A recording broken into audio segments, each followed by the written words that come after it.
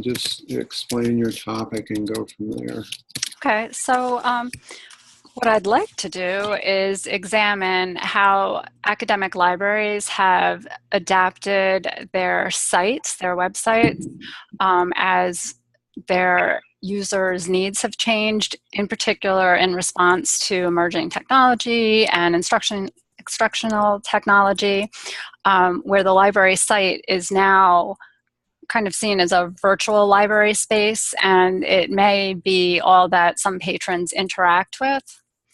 The two main questions I have are how have they changed their design and the content on their websites to accommodate, in particular, digital natives, but it doesn't just have to be digital natives. And how is technology driving those changes in access to resources and delivery of information, literacy instruction, because that is becoming kind of what academic libraries are doing, is putting access to instruction on those sites. And it's not just a portal for information about the library, but actually a portal for the content and the resources as well. And so what I've identified is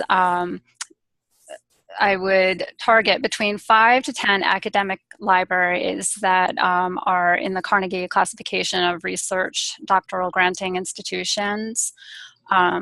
The one that I work at, which is Stony Brook University, would be one of those. And I left that number kind of broad because I'm not really sure how much access I'm going to have to sites back to the 1990s through that Internet Archive, and start analyzing the earlier iterations of the websites to what they are offering now. Here's some of the criteria that I would use for assessing the sites: accessibility, the design, of course, content, what types of technology they're making use of, and then just kind of creativity, whether it's you know, well branded within the school as well as for the library.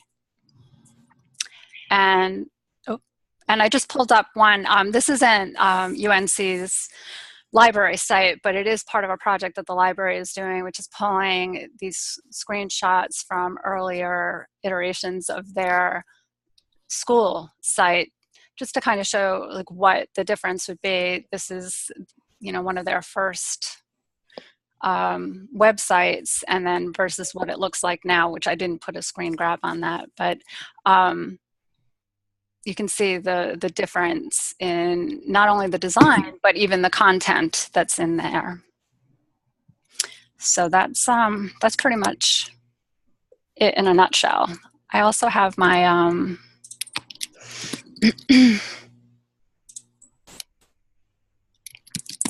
it's the Lit Review proposal.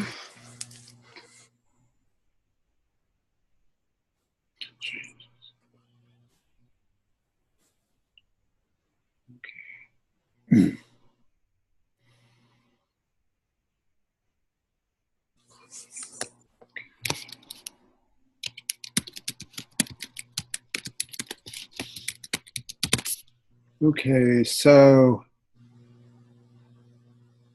what have you found so far? I mean, you mentioned some general things in terms of technology. What's different in newer sites? And, you know, I realize you're going to try to find this out, but I mean, why do you think it's worth looking into? What have you found so far? Sure. Well, the newer sites have become virtual libraries. So they are offering access to librarians through online chat. There's often recorded instruction available. The patrons are directed to access all the resources through that library site. So it's not just go to the library site to find out the address and the hours or to search the catalog, but that becomes the portal for interacting and kind of using library services, as opposed to the way it was before, which was just kind of a static and not very interactive site. And one of the reasons why I think it's important is because libraries in general are constantly trying to adapt the way they deliver services, and sometimes you'll hear, trying to remain relevant, which is not really a phrase I like, but it kind of underscores the need to make sure that the services and the access to the resources are being delivered in the way that the patrons need. Okay, this is great. I wonder if you should kind of clarify your focus on this, exactly what you want to look at. You did have could you back up on your paper there? You had an area, something, oh, there's your questions of academic libraries. There was something else you had that showed like technologies, something about what you've seen so far. Back up a little more, theory. Maybe go down the method. Well, it was more open. It didn't have as dense text. You had some listing or something.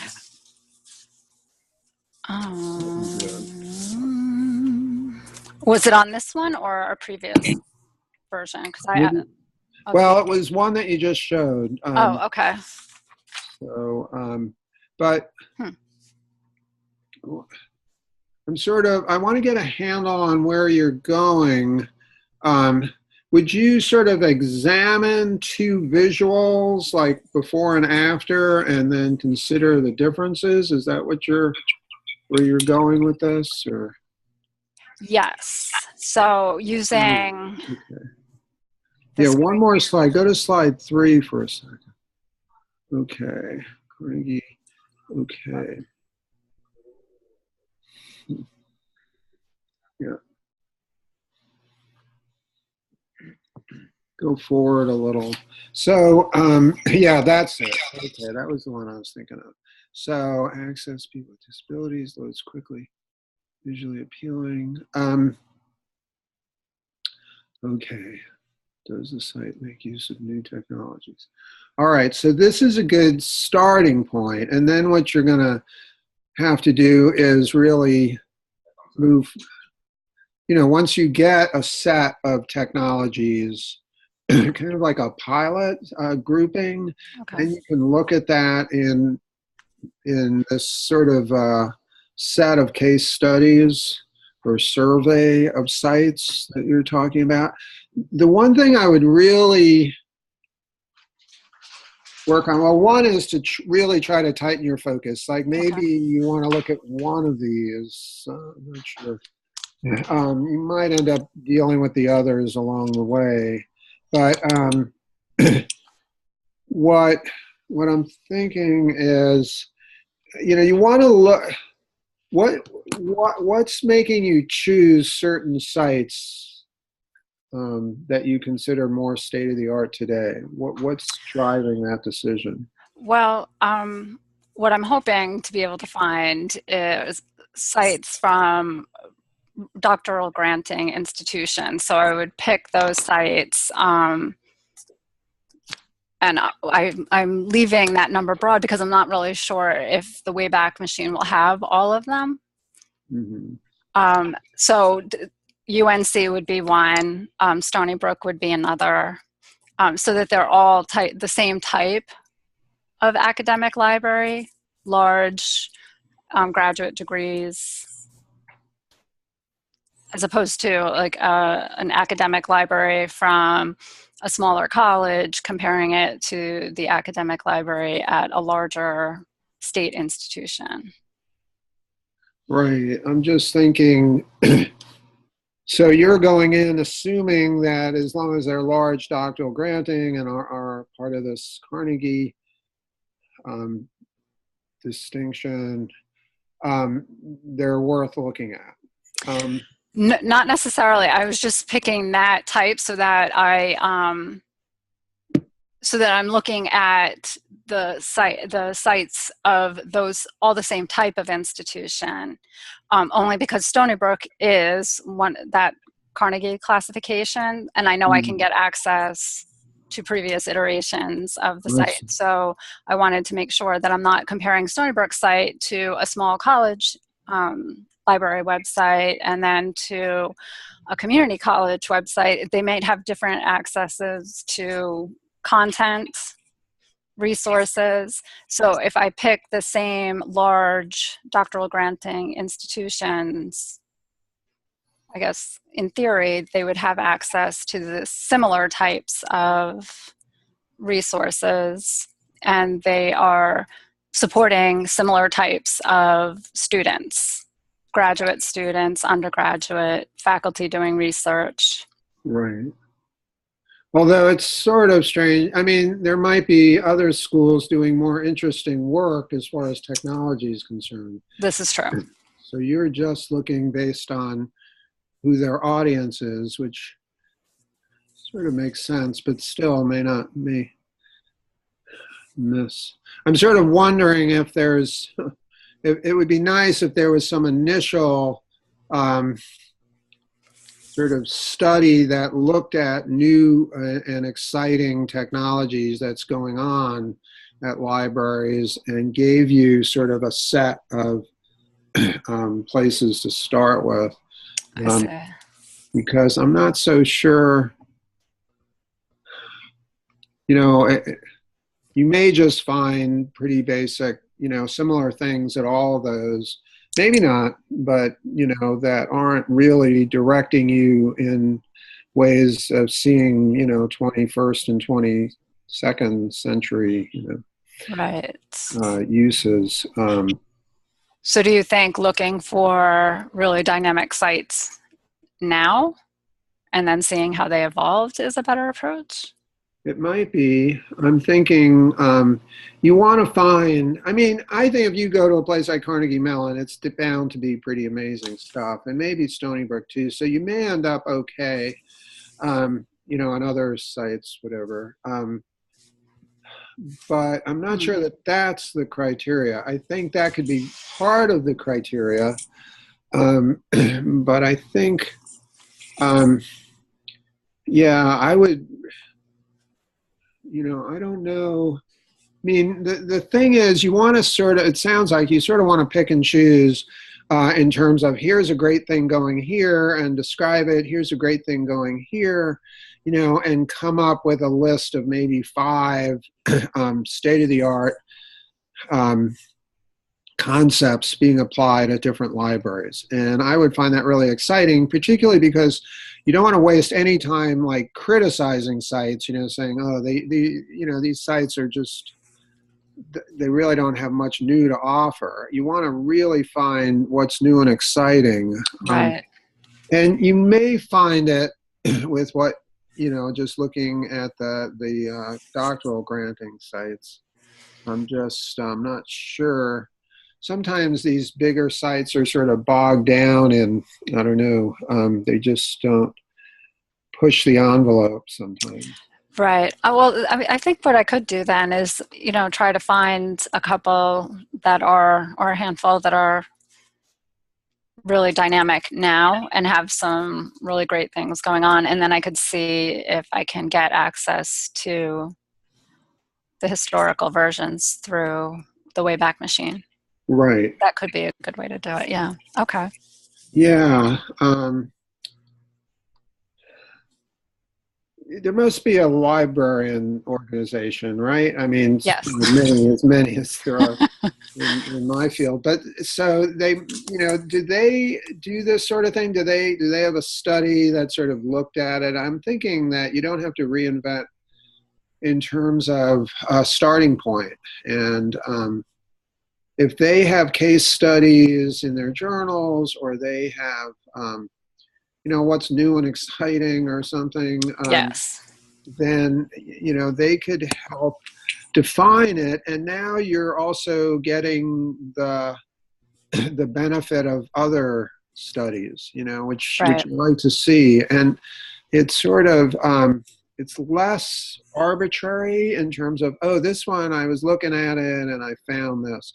But you can actually come from the other direction, some organization that says, here are the 5 greatest and latest and greatest, and then you can use that as a starting point.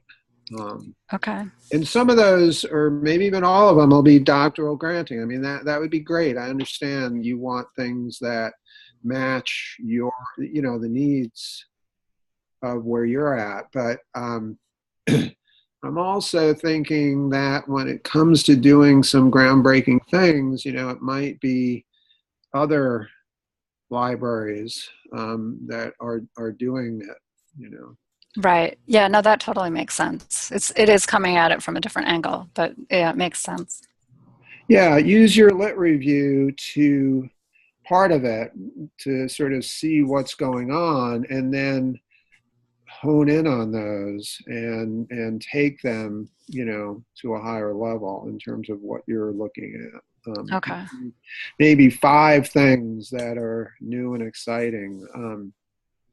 Something that's totally out of the box, it's just, or, out of the restrictions that normally might hold back larger institutions. They've got to get 600 approvals. They've got to get, you know what I mean? It's just Right. sort of, it might work out, but it might also be different. I know, and you could even talk with, well, you can even talk with people who work at those institutions, maybe. I know, for instance, Shannon Pritting, who's a graduate of our program in IDT, and now is the library director at SUNY Poly.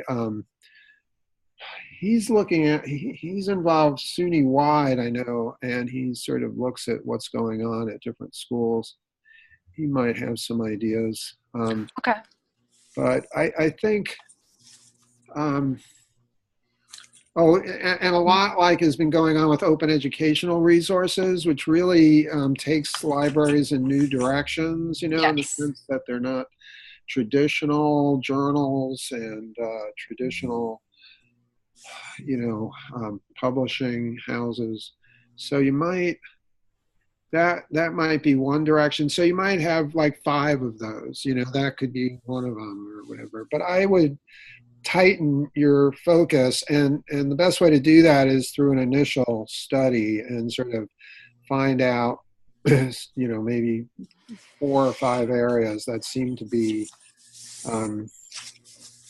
that seem to have captured people's attention, and seems to be pushing things in new areas. Okay. I know OER is one area, and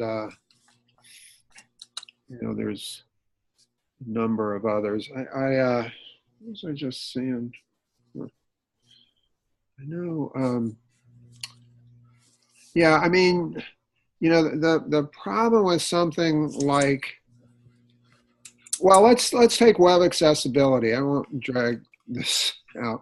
I don't want to. But go somewhere where you see something totally different. You know what I mean? Where suddenly accessibility is changing how people do things, you know what I mean, in such a way. Maybe they're using virtual reality. I've actually kind of tried to push this at our library, but it hasn't gone too far. But, where you'd sort of be able to walk around the library in a sense. Yes. Really, and be able to pull out a book, and then you could see what books are next to it, so you might learn, discover new things that you didn't think of going in. Okay. But it's sort of, but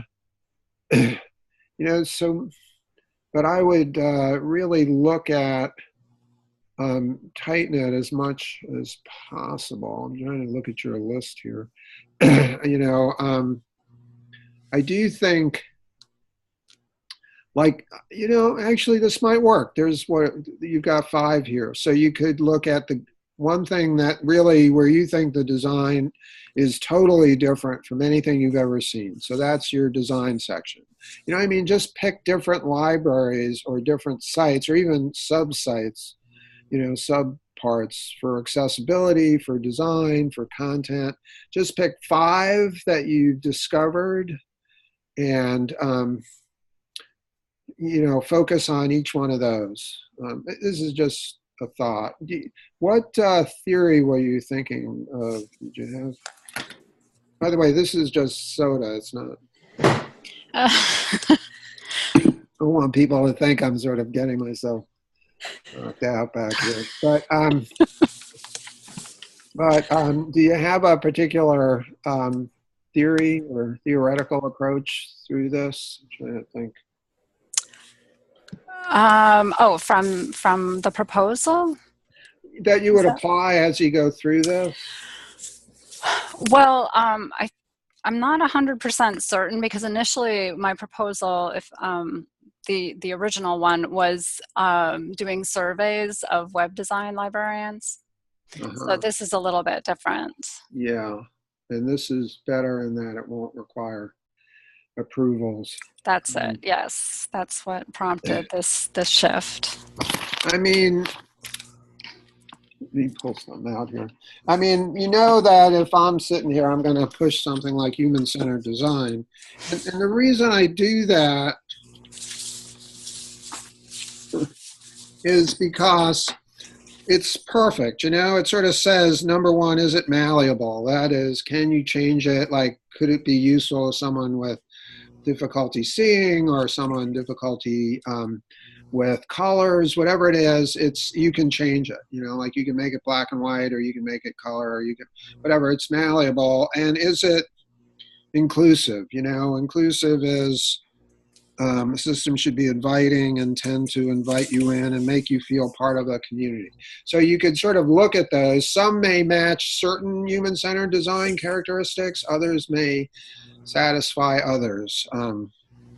You know, is it engaging? So you would look, you know, so in a way, it's sort of like, okay, how do I decide that one site is really good and has some exciting new features? You know, let me use a single sort of criteria that I can apply and sort of say, you know, this is really unusual in terms of how responsive it is. You know, one of it is responsiveness, a general sense that you can get the system to respond to your requirements. So is it, you know, and you'll often see these overlap. I mean, that's very similar in a sense to, is it malleable? But, you know, is it something that I can look at? It responds to my needs, whatever they are. So if I want to look at journals in biology, you know, it's got similar access as if I'm in math or engineering or whatever. So it's responsive to the needs of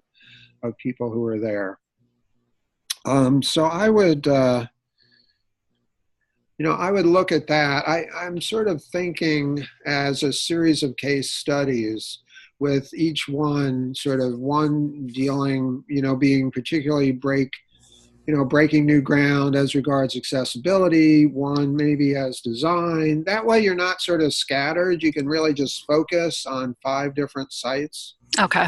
And that's my thought. It Okay. seems like it'll make it tighter, and you know, the idea is too, and I want to emphasize this, is you can use this, and then in theory, when you're done with your thesis, you could do your survey. You know, you no longer have, you could say, what do you guys think of this? You know, and what would you like to see in accessibility? You don't even have to show them these. You can just sort of do your survey and compare that with what you've done in the past. Okay. I But see. that's your call. You don't have to, you know, that's not the thesis. But the idea is that, you know, this doesn't have to be an end product. This could just be a pilot for what looks really good. And then you could use it as part of your surveys. You could say, what do you think of this? You know, and they could say what they like and what they don't like. You know, Right. it fails in these ways. And that's their call, but it's not something you have to worry about for the thesis. All right. That sounds good. It's classic of what we try to do here. You just sort of set up it's almost like a request for proposal. It's like you could take these sites and try to get funding to take it to another, you know, to another level for further surveys.